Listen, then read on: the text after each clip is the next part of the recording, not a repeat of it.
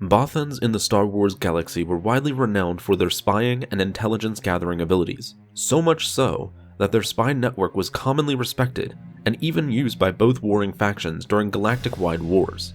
So how exactly did the Bothans operate that made them such effective spies? And what was their history like that allowed them to create such a successful spy net? Bothan society and culture were greatly influenced by an ancient philosophical text known as the Way, which set out guidelines in how the Bothan species ought to act in order to achieve power on both an individual and galactic level. It stated that individual Bothans should always put their individual interests above others, their family above those of other families, their clan above the other clans, and the Bothan race above other races. Everything to achieve these goals was acceptable, everything but violence, which was believed could lead to the eventual destruction of the species.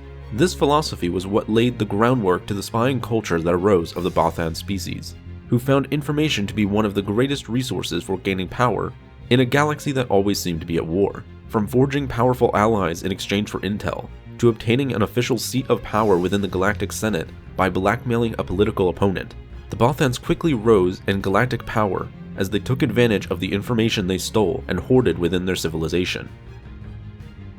Over time, as the Bothan species became more interconnected on its planet of Bothawui, a centralized network known as the Bothan Spy Net was created, roughly 300 years before the outbreak of the Clone Wars. It quickly became the largest spy network in the galaxy, with the capability of obtaining information from all corners of the galaxy.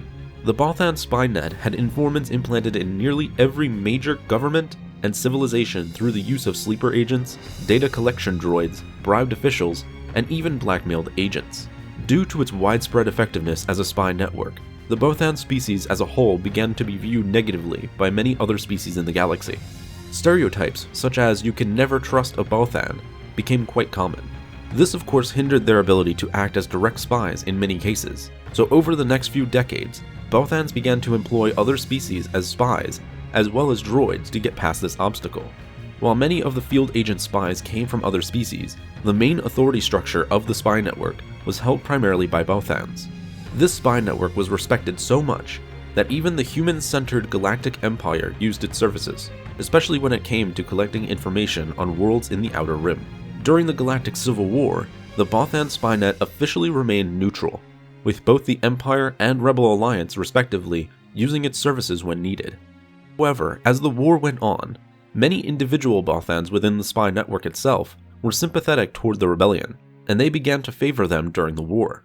Despite its favorable view toward the Rebel Alliance during the later portions of the war, the Bothan spy net remained neutral even when the New Republic rose into power, maintaining its position as the most effective spying agency in the galaxy for many more decades afterwards. Thanks for watching this video. Help support the channel by becoming a member on our Patreon page, and be sure to subscribe for more videos like this one. And as always, may the Force be with you.